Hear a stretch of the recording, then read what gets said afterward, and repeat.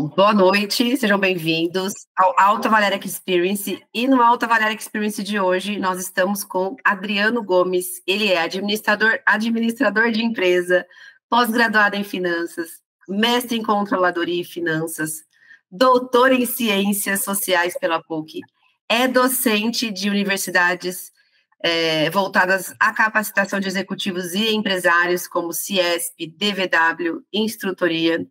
É professor universitário há 20 anos e ele é um extenso currículo, se eu for ficar falando aqui. E ele vai trazer o tema para a gente hoje sobre gestão de capital de giros para lojista. Seja muito bem-vindo, Adriano. Bom, muito obrigado, Alessandra. Muito obrigado a todos. Uma boa noite. E nós vamos tratar aqui de um tema para falar à noite, um tanto quanto interessante, né, pela audiência. E eu tenho que agradecer antecipadamente a todos aí pela boa vontade. E aqui se trata muito mais, né, de um bate-papo, e eu quero dirigir, inclusive, a maior parte do tempo que a gente tem aqui disponível para entregar a vocês as suas dúvidas, que não tem nada mais interessante do que a gente discutir algum conceito a partir da dúvida, né? Ou seja, então, seguramente, sobretudo nos tempos atuais, quem é que não sofre com os problemas crônicos de capital de giro, né? Primeiro, discutir o que vem a ser, né? O que é, de fato, capital de giro. Como a Alessandra destacou, eu tenho a experiência acadêmica, né, bem sólida no tema, inclusive com obras, com livros escritos sobre esse assunto, e também, do outro lado, com a consultoria, assessoria, né, a empresas. Eu me lembro, há um tempo atrás, até busquei aqui na minha memória, na minha gaveta, uma empresa do segmento ao que vocês pertencem, que foi a partir de um artigo que eu escrevi no jornal da época. O título era Remuneração da Equipe de Vendas, e uma concessionária, né, posso até falar o nome, porque até hoje ela se desligou disso, ela ficou no segmento de consórcio, que é o grupo Primo Rossi, né, que na época era das concessionárias mais atuantes com a marca Volkswagen, e me chamaram lá para bater um papo, e tudo começou com a discussão da remuneração da equipe de vendas ali da época, que eles queriam propor um modelo diferente, né, que eu, inclusive, discutia nesse artigo. E dali derivou uma série de assuntos que a gente percebeu que tinha pontos muito mais interessantes, e, sobretudo, esse do capital de giro. Sobretudo, em relação a quem lida aí com automóveis, uma pergunta apenas retórica inicial, só para vocês já começarem, né, a pensar sobre o tema. Vocês já fizeram o cálculo de quanto custa por dia um carro no pátio, né, de vocês? Né? Quanto custa um dia esse carro que você acabou de realizar ali uma excelente compra, né? Esse carro, a cada dia que ele passa, ele tem juros, né, pelo capital que você colocou, ele tem um pouquinho de aluguel, ele tem um pouquinho de salário, ele tem um pouquinho da depreciação do próprio veículo, enfim, todos os gastos relacionados ao seu negócio, naquele veículo que você acabou de adquirir, ele, de uma forma ou de outra, ele está embutido ali. Será que lá no final, quando a gente, enfim, realizar a venda, foi um bom negócio, não foi um bom negócio? Só para começar aí a suscitar as dúvidas, né, e questões iniciais relacionadas ao tema do capital de giro. Então, eu tenho, né, uma experiência neste segmento exclusivo, e do ponto de vista teórico e do tratamento financeiro, assim, é indiferente, né, o tipo da empresa. A gente tem que compreender as dúvidas e traduzir aquilo que a gente conhece na teoria para que fique um conhecimento aplicado e as empresas tenham, enfim, um melhor desempenho, né? Como é um tema que merece uma uma leitura. Eu tenho um e-book preparado, eu deixei com a Alessandra, ela vai colocar depois aí no grupo, um e-book que eu estou oferecendo para os participantes daqui deste evento sobre capital de giro. Então, lá vocês têm, eu creio que quase umas 20 páginas ali, mas ele é bem arquitetado, ali tem bastante ilustração, dá para acompanhar a leitura de uma forma mais gostosa. Então, também de forma complementar a esse evento aqui, eu gostaria que vocês depois, na medida do possível, se dedicassem, né, à leitura disso para que o conhecimento fique mais claro na cabeça de cada um de vocês.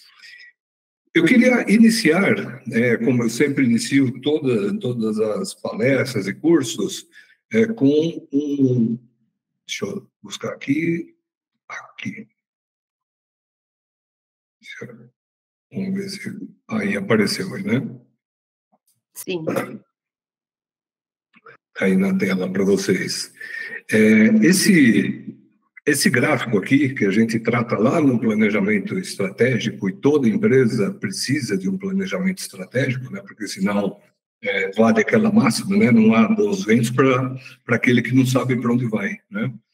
E isso não é meu, isso é de um grande pensador de negócios, de administração, de gestão, chamado Isaac Adizes. E o Adizes, na obra dele, ele discute cada um desses pontos que vocês têm aqui nesse gráfico, né? É um livro clássico de gestão, que depois, se alguém tiver interesse, eu posso também mandar para a Alessandra a referência. Mas o que é interessante a gente perceber no gráfico, que é um gráfico de evolução do ponto de vista não da idade da empresa, porque a idade cronológica de uma empresa pouco quer dizer, mas aqui a discussão é em relação à capacidade que ela teve de crescimento organizacional, do ponto de vista de gestão.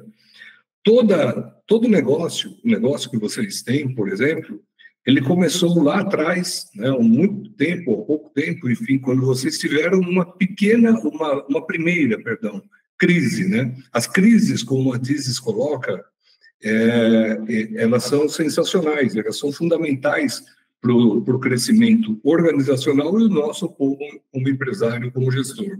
Tudo começou com uma indagação lá no começo, onde cada um de vocês pensou o seguinte: eu quero ter meu próprio negócio, né?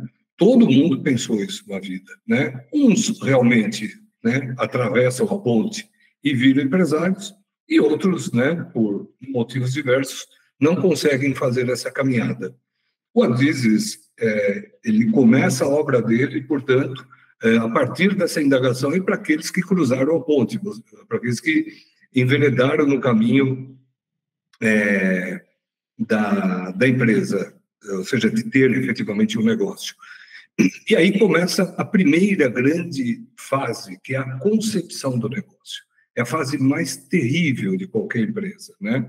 Não à toa, não só no Brasil, como no mundo inteiro, a taxa assim, de mortalidade dos negócios nos até os 2 primeiros anos é altíssima, né? Alguns números chegando a 70%, 80% dos negócios, eles são simplesmente extintos por uma crise que ela é violentíssima, chamada crise de caixa. O que eu posso já de início aqui até refrescar assim os ânimos de vocês é que todos vocês já passaram por ela. Não existe mais a possibilidade de vocês enfrentarem a crise de caixa. Crise de caixa é severa.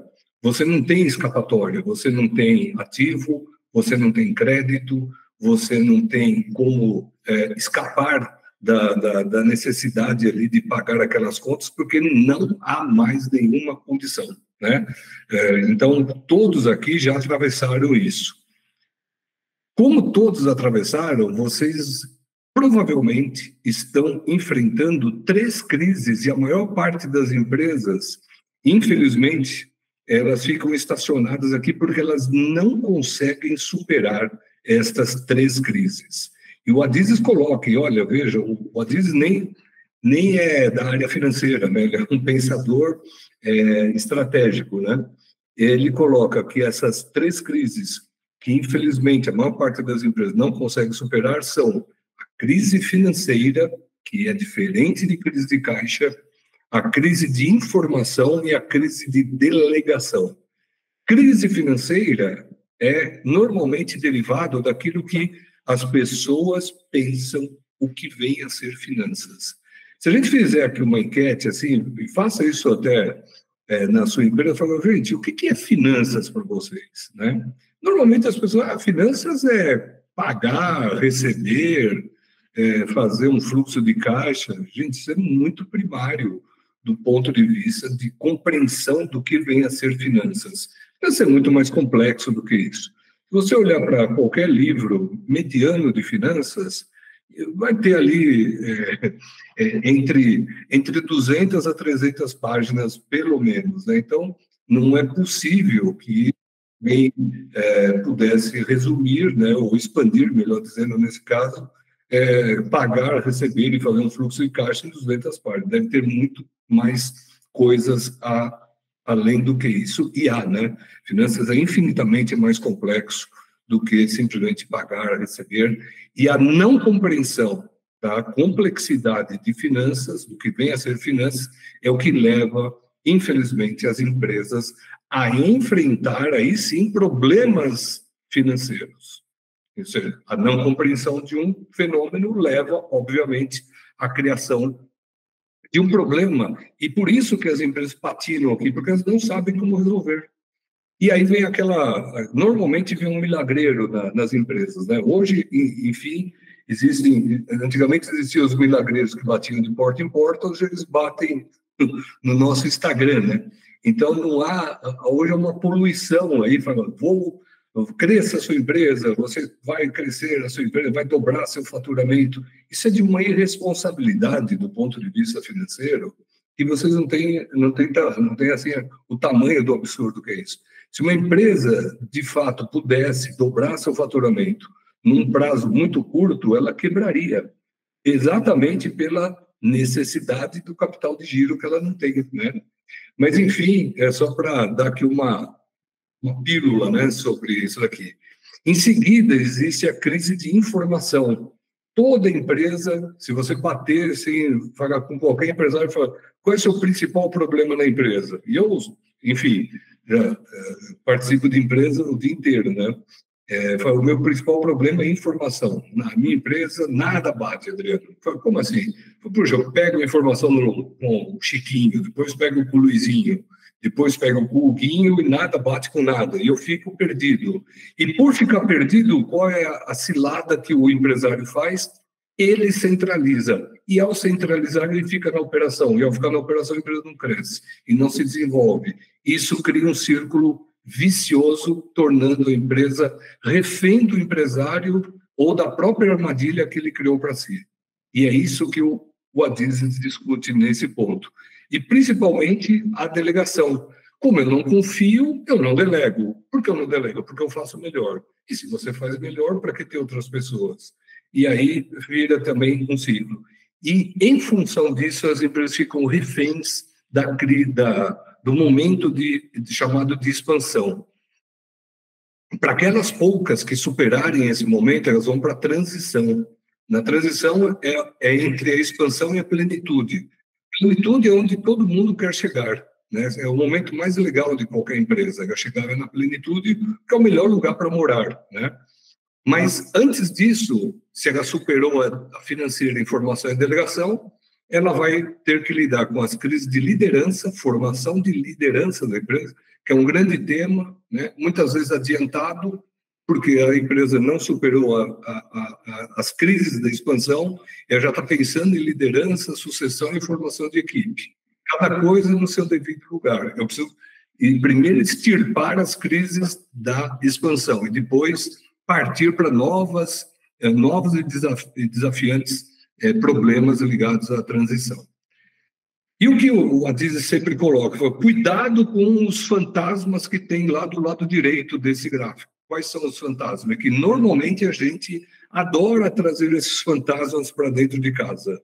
O primeiro é da aristocracia. O que é aristocracia?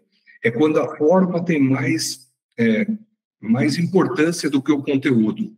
Por exemplo, né, ultimamente se está realizando uma crítica muito severa a esse verniz que estão se colocando, principalmente em grandes empresas, do tal dos ESGs da vida, né?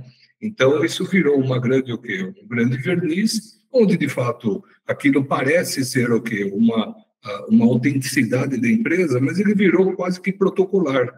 E por virar protocolar, não é autêntico, não está introjetado no pensamento, naquilo que, de fato, a empresa, né, faz no seu dia a dia, com suas atitudes, vira um ato burocrático.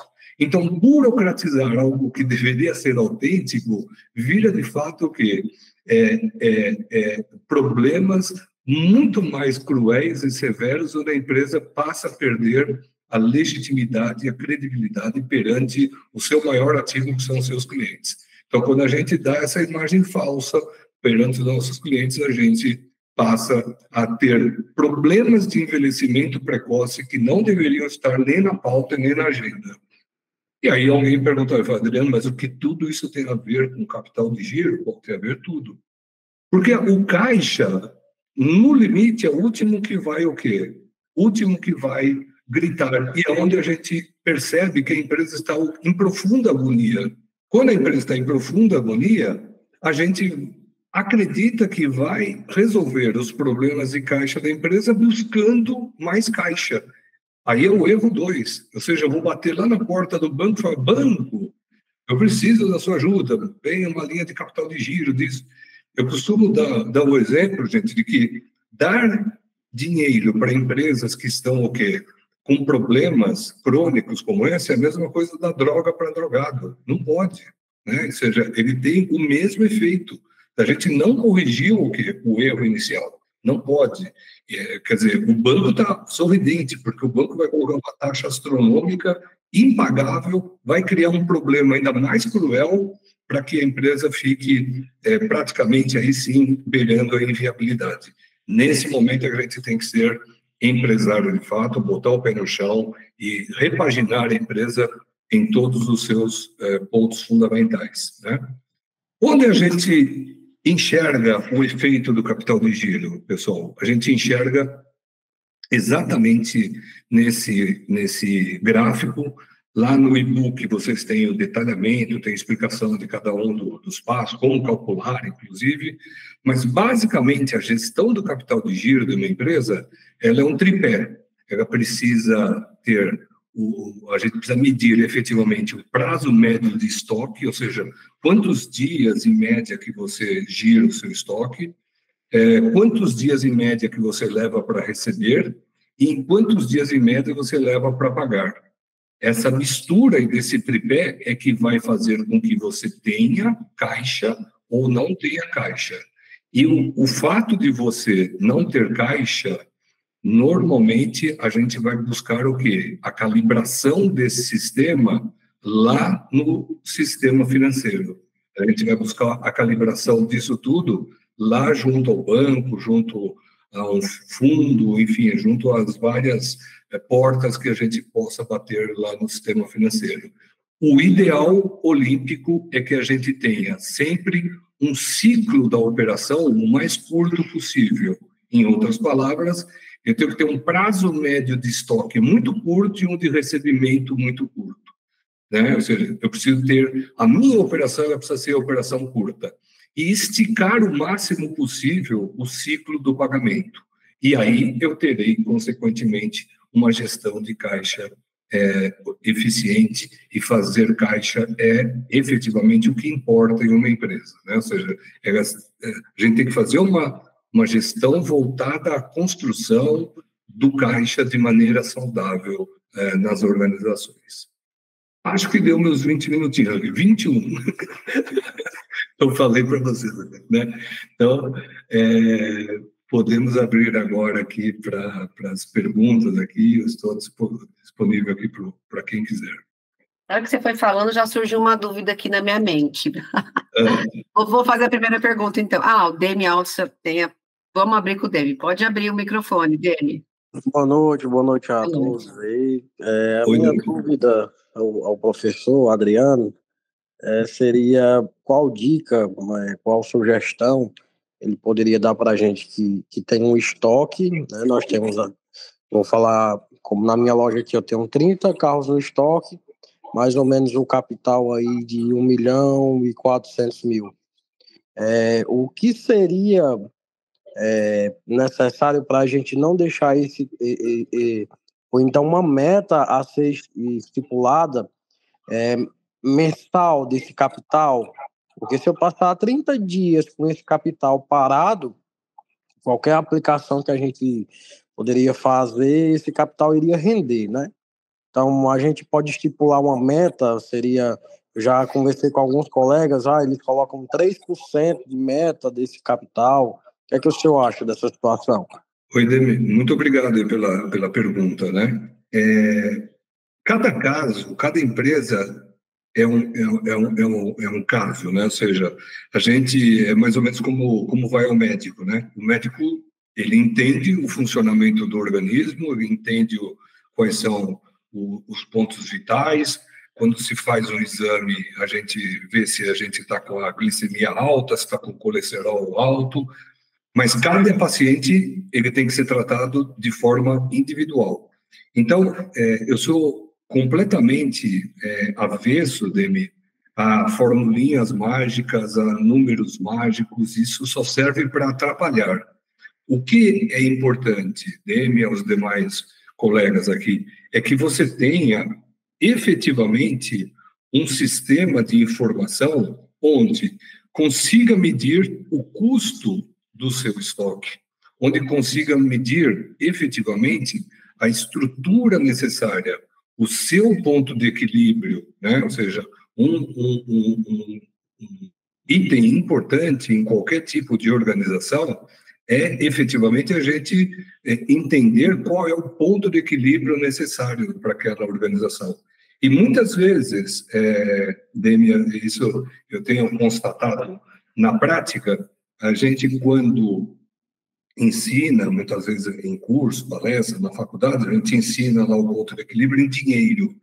E eu tenho percebido já há alguns anos que o ponto de equilíbrio, por exemplo, em dinheiro, ele não é tão impactante. E eu comecei a adotar nos meus clientes, há algum tempo, o ponto de equilíbrio em dias. E parece que isso causa uma revolução, efetivamente, na compreensão, para ficar claro para você. Se eu falar, por exemplo, Demi, o ponto de equilíbrio da sua loja é de R$200 mil, um belo chute que eu estou dando aqui, tá? Pode ser que você entrou pelo famoso, né? Entrou pelo ouvido direito, saiu pelo esquerdo. Mas se eu falar dele, você sabia que dos 22 dias úteis que você tem de venda, né? Você leva 20 somente para cobrir os seus custos, e você tem 2 dias de tudo que você trabalha para você gerar lucro. Você não sabe como isso daí tem feito com que as empresas repensem o seu modelo de negócio. E elas voltam e falam, quer dizer, eu trabalho 20 dias, Adriano, e é só para ficar trocando dinheiro? Pego do bolso esquerdo, boto no direito, e não fica nada em cima da mesa, assim? Ou pior, né? Imagina que dos 22 dias úteis, você teria 25 para equilibrar o negócio. Ou seja, a empresa está efetivamente em prejuízo. Outro ponto importante, eu até falei no começo, cada veículo que você tem aí no pátio, Demi, tenta fazer um rateio, assim, numa conta mesmo, né, chamada conta de padeiro. Pegue todos os seus gastos aí que você tem, aluguel, luz, água, funcionário, despesa financeira, junta tudo isso, divide pelo número de veículos e divide depois pelo número de dias. Você vai ver quanto cada veículo está arrastando de custo fixo por dia. Isso, de um modo um pouco, obviamente, um pouco mais elaborado, foi nessa experiência que eu fiz lá no Primo Rossi, lá no passado, e que, de fato, mudou a forma, né, deles gerirem lá o negócio até migrarem em definitivo e ficarem só com o consórcio. Não sei se eu fui muito longo aqui na explicação, mas tentei te dar mais detalhes aí da complexidade do tema. Muito obrigado, professor. É justamente isso, a minha dúvida. Às vezes a gente compra um carro e o carro passa 30, 60, 90 dias no estoque E, às vezes, a gente esquece de colocar esse tempo que o dinheiro fica parado em cima do custo do carro. Isso. Né? Então, era mais ou menos isso aí. Muito obrigado. Viu? Bacana.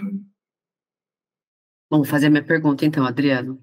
Sim. Eu até anotei aqui. A hora que você falou lá é igual da droga para um drogado, né? Naquela parte que você comentou. Então, quer dizer que para eu melhorar meu caixa, basta vender mais ou não? Essa é a grande cilada, né? Ou seja, normalmente a gente dá aquele exemplo, né? Ou seja, quando você dá um passo maior do que a perna, você vai rasgar a calça, né? Não tem jeito, né? Um passo maior que a perna vai rasgar a calça. Então, o fundamental isso foi quando eu defendi a minha dissertação de mestrado, essa é a grande dúvida, né? Ou seja, até que ponto que eu posso efetivamente crescer, né? Sem comprometer a sustentabilidade da empresa. Então, eu tenho uma regrinha básica que é a seguinte, né? Se você teve um lucro de 100, um 100 qualquer, você não pode ter a expansão do seu capital de giro, ela não pode ser maior do que esse 100. Ou seja, é como se a gente fizesse no nosso corpo aquela regrinha. Você precisa de 1.000 calorias por dia, né? 1.500 calorias por dia para você ter uma vida, né? Normal, saudável.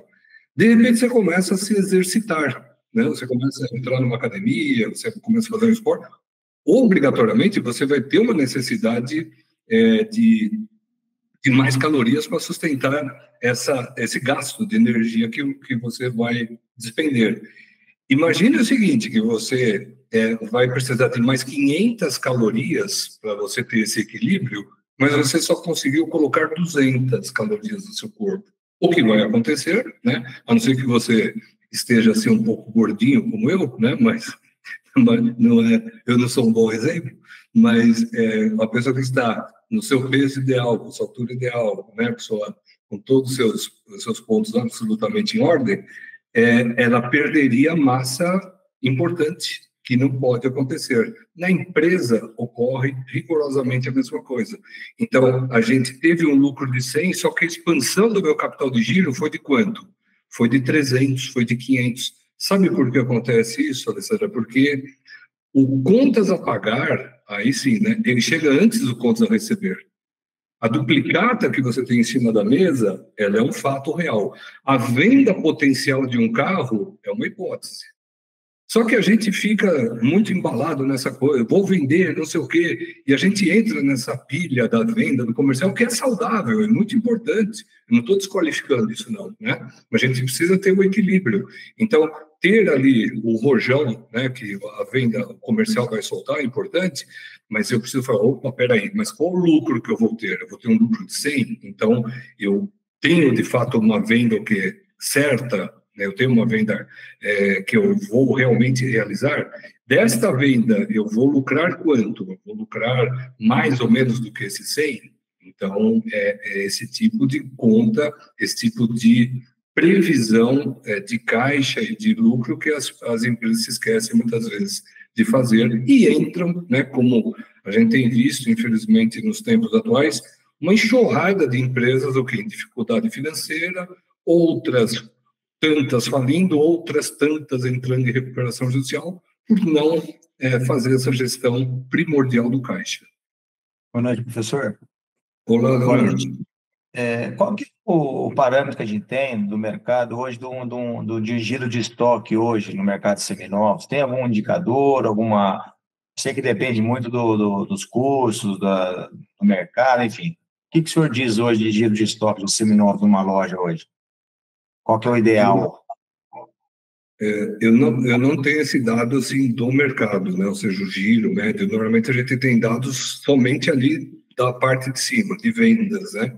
Felizmente, não temos nenhuma empresa, né, de capital aberto que lida com isso, a não ser aquelas que são também multissegmentadas, né, como as locadoras de veículos, e aí tem muitos negócios envolvidos, né? Não somente o da compra e venda. Então, eu não tenho esse dado, mas eu reforço aquilo que eu acabei de falar, Leonardo, com o colega aí da ADM.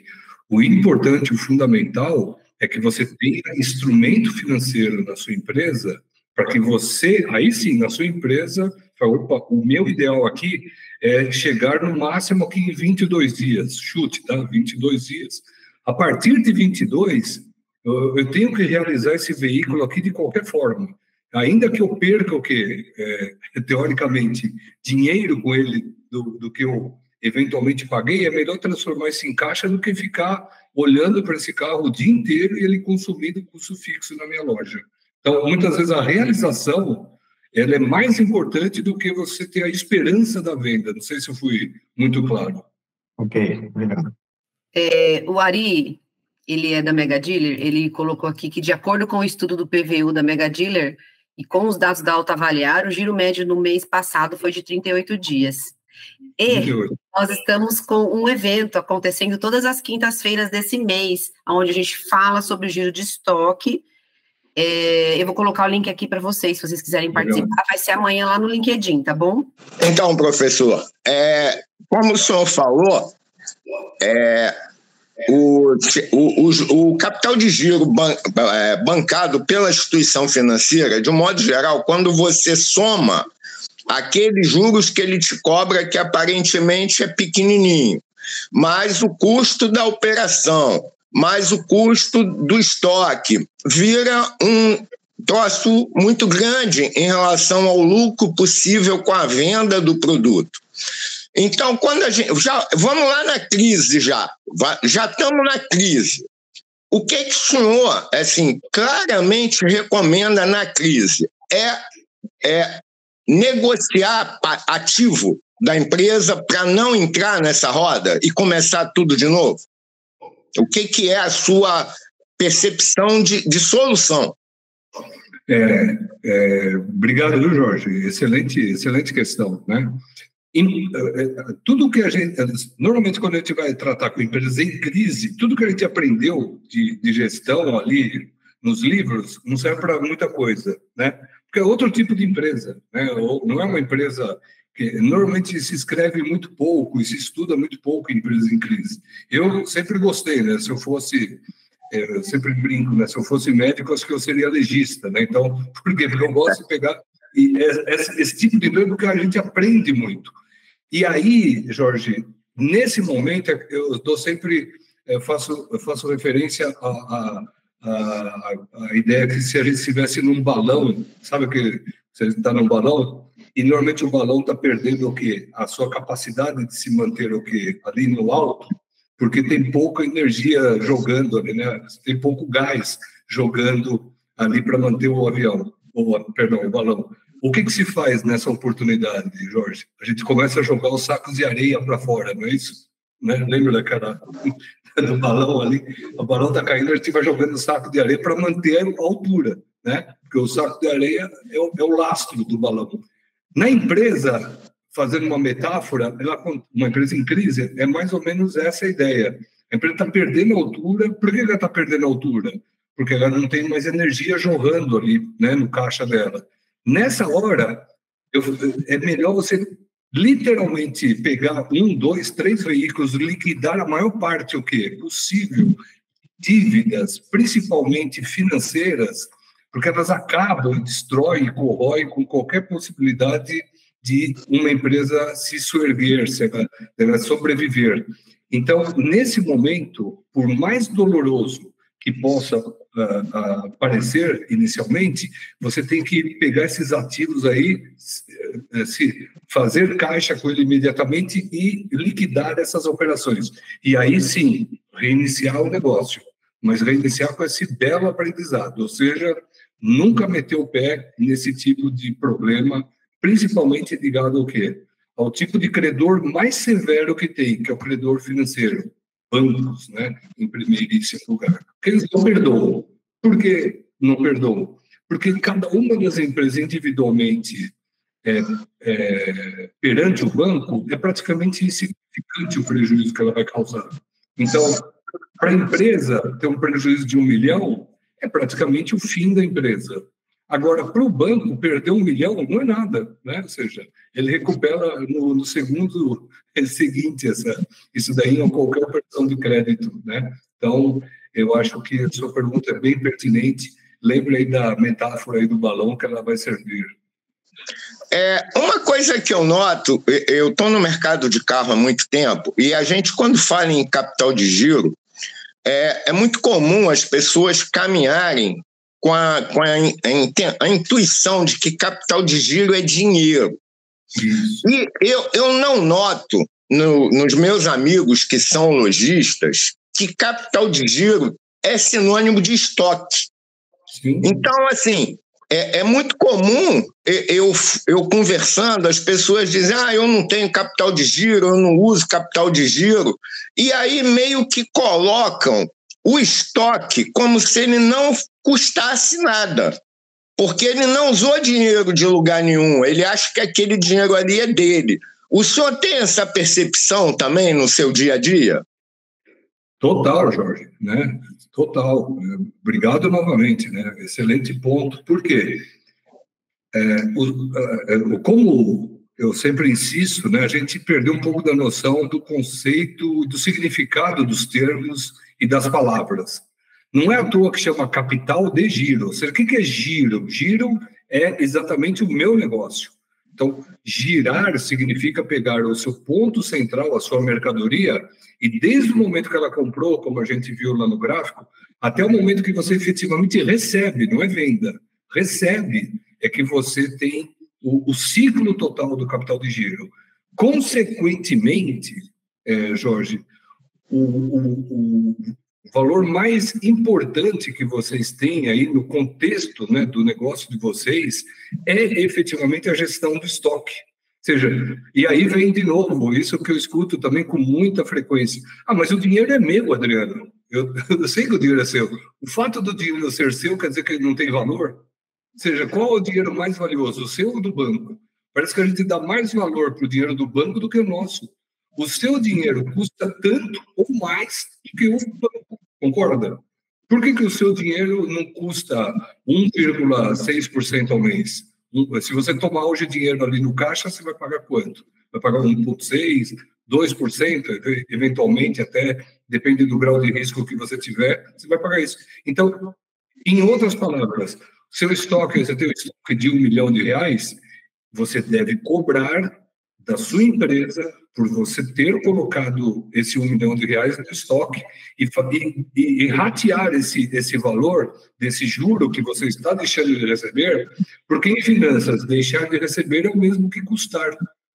É a mesma coisa. Eu não recebi, né, o dinheiro que é meu. Olha, só se você for uma pessoa benemérita.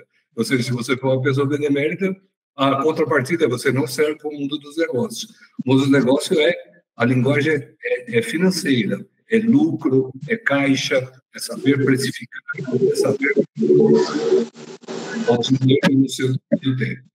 Mesmo sabendo que, sim, eu preciso melhorar as informações, eu não estou disposto a gastar com uma assessoria profissional. Qual que é a solução? Isso daí é o famoso, né? Para você comer omelete, tem que quebrar os ovos. Não tem jeito, né? Eu quero comer omelete, mas não quero quebrar os ovos.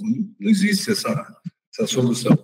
E aí é um pouco daquilo que a gente viu que o Adizes coloca lá. Ou seja, é a mentalidade. Ou seja, normalmente realizar um gasto com uma assessoria profissional, você tem que avaliar qual é a contribuição efetiva que você vai retirar para a tomada de decisões mais seguras. Então, se você não quer isso, automaticamente você está dizendo o seguinte: eu quero, portanto, continuar a tomar decisões sem uma base segura e, consequentemente, colocando o meu negócio numa zona de risco. Há algum problema nisso? Nenhum. Né? Mas precisa ser uma decisão madura e você precisa refletir sobre isso. O outro ponto é tão importante quanto, viu, Alessandra, aí para quem fez a pergunta, alguém perguntou, não, né? há uma garantia efetiva que, ao se investir, né, em uma profissionalização da empresa, a empresa vai obrigatoriamente se tornar melhor e mais lucrativa? Não é um passaporte para a felicidade.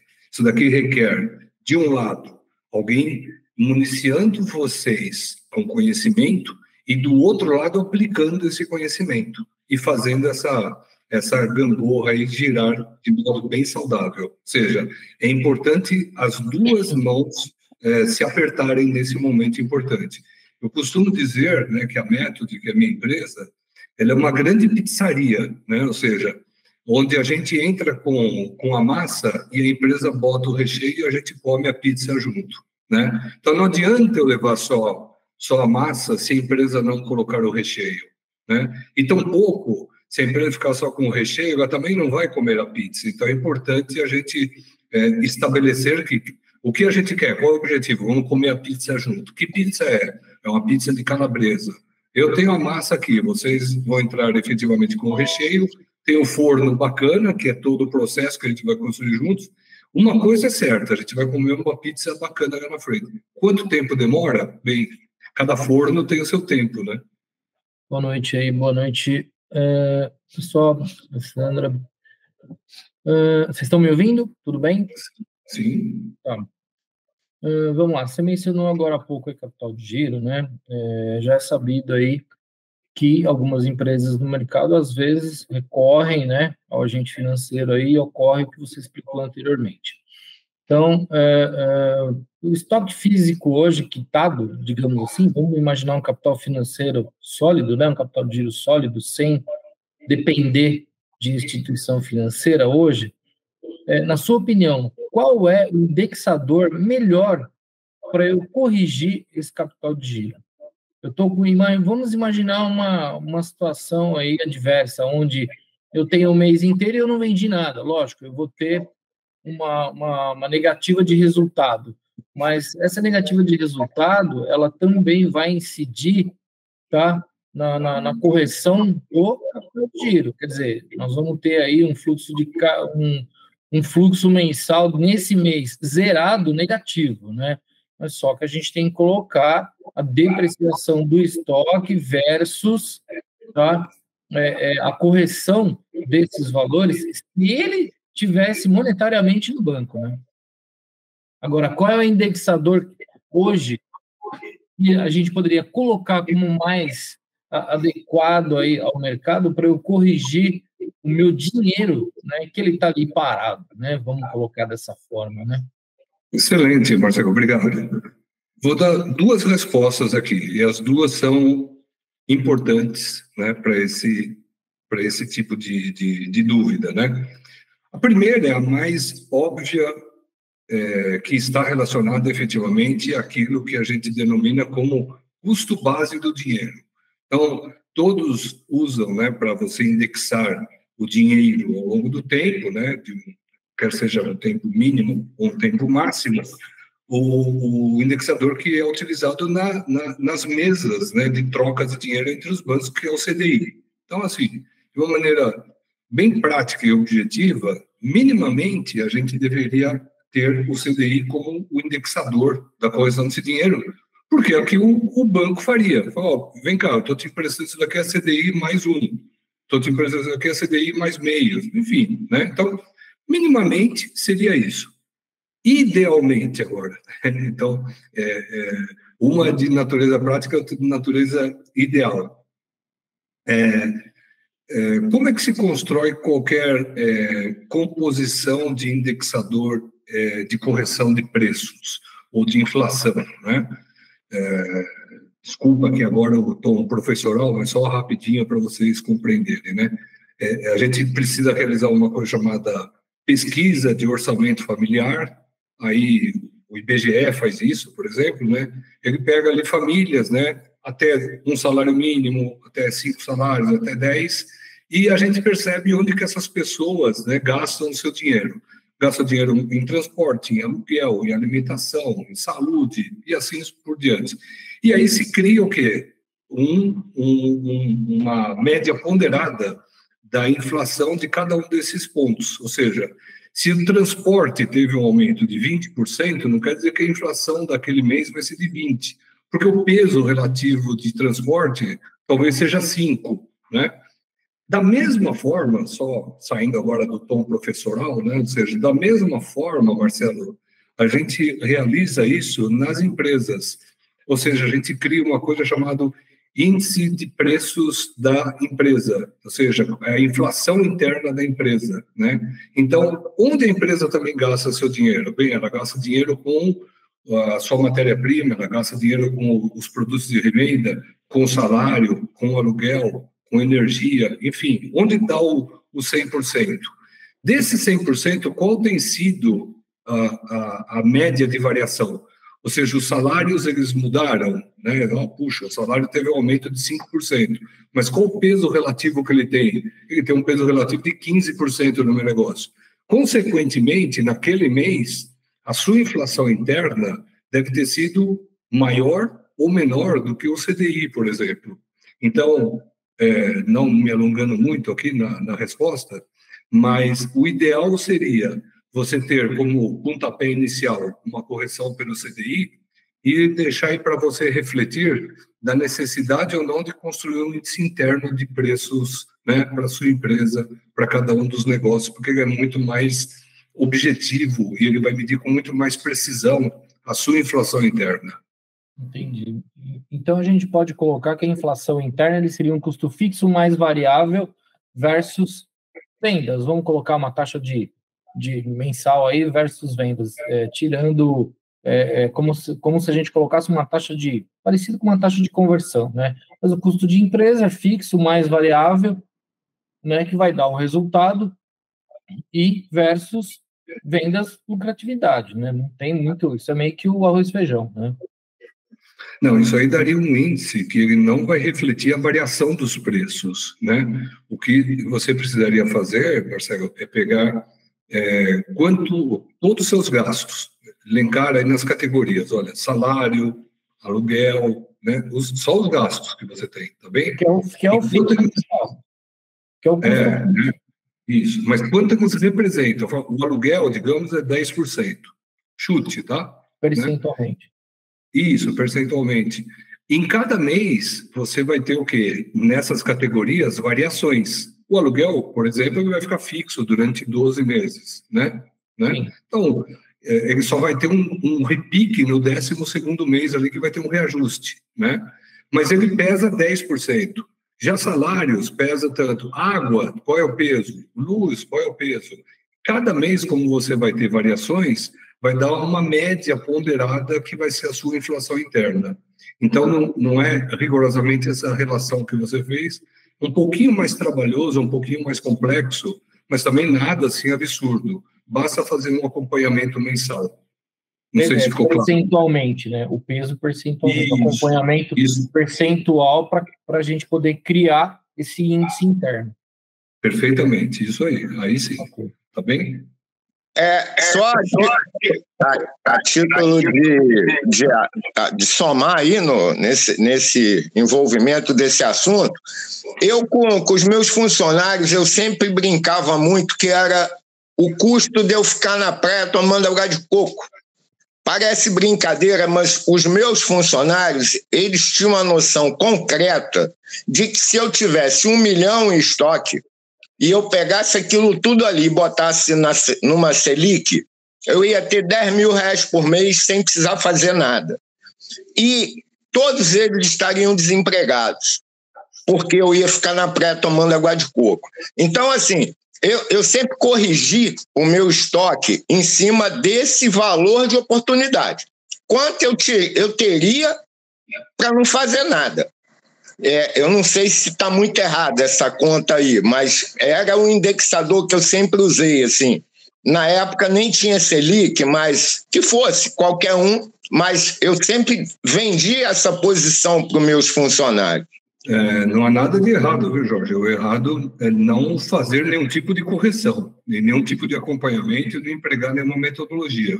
A gente pode discutir, efetivamente, se a metodologia é a mais adequada. Isso é discussão secundária, né? A primária é essa que você bem pontuou. E aí eu coloco até um desafio aqui, né? Já estamos quase chegando no final, que é o seguinte, porque normalmente também vem essa comparação que eu acho importante, né? Enquanto comparação, eu falo, vem cá, Adriano, então eu pego o meu estoque, eu vendo, eu vou viver de renda. Eu falei, puxa, que belo empresário que você é. Não, você tem que chamar a responsabilidade. A Selic dá quanto? Dá 10? Então eu quero que o meu negócio me dê 20, me dê 30, me dê 40. E é aí que você vira, de fato, um empresário, porque você vai extrair, que é a base do capitalismo, você vai extrair do seu negócio um rendimento acima de um custo de oportunidade, como você bem colocou. O custo de oportunidade é um balizamento. Eu estou enxergando aqui acima da neblina, mas eu quero olhar para baixo da neblina. O que tem aqui abaixo da neblina que eu posso o quê? Fazer com que minha empresa fique mais lucrativa, tenha mais caixa, seja muito melhor gerida, e aí é o que vai destacar. Por que você tem, no mesmo segmento, empresários bem-sucedidos e empresários mal-sucedidos? Efetivamente, porque uns conseguem enxergar somente acima da neblina e outros conseguem escarafunchar e ver que tem muito mais coisa bacana lá para extrair rendimento das empresas. E, finalizo, sempre há. Esse é o gostoso de gerir empresa. E você tem que ter gosto, tem que ter paixão, tem que ter tesão mesmo pela sua empresa, pelo seu negócio. Eu vou fazer efetivamente esse negócio dar dinheiro, né? E dar dinheiro para você em primeiro lugar como empresário, que é o primeiro que tem que ser muito bem remunerado. Senão perde o interesse, perde o ânimo, né, de ser empresário. Adriano, muito obrigada, hein? Olha só.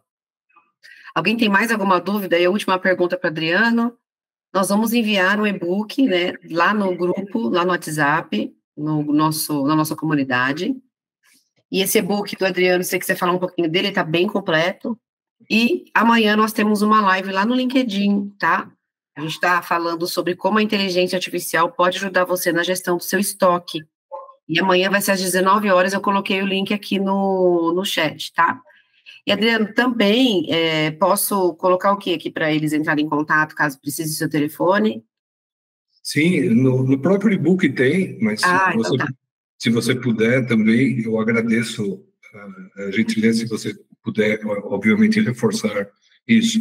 E fico à disposição, né, ou seja, para esclarecimento de dúvidas relacionadas ao seu negócio. É importante, gente, ter isso em mente. O caixa é o rei, né? O caixa é o rei, né? A gente não pode causar desaforo ao caixa.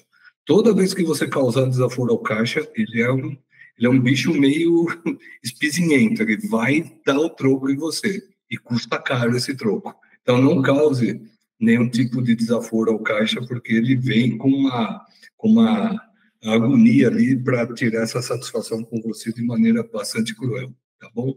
Muito obrigado pela oportunidade, Alessandra. Em primeiro lugar, obrigado a todos aqui. Fico, portanto, bastante lisonjeado com a oportunidade de falar de um tema tão áspero, né? Ou seja, não é... Eu sempre brinco até hoje com meus colegas, né? Normalmente, quando um está dando aula de marketing numa sala, eu de finanças a outra. Finanças, todo mundo sai cabisbaixo, etc. Aula de marketing, todo mundo sai entusiasmado ali, mas no dia a dia, as finanças, elas prevalecem, né? Ou seja, ninguém... Está todo mundo o dia inteiro olhando para conta a pagar, conta isso, conta daquilo, como é que sai, com negociação com o banco, isso. Esse é o dia a dia de uma empresa. Obrigado, gente. Obrigada, pessoal. Boa noite, boas compras, boas vendas.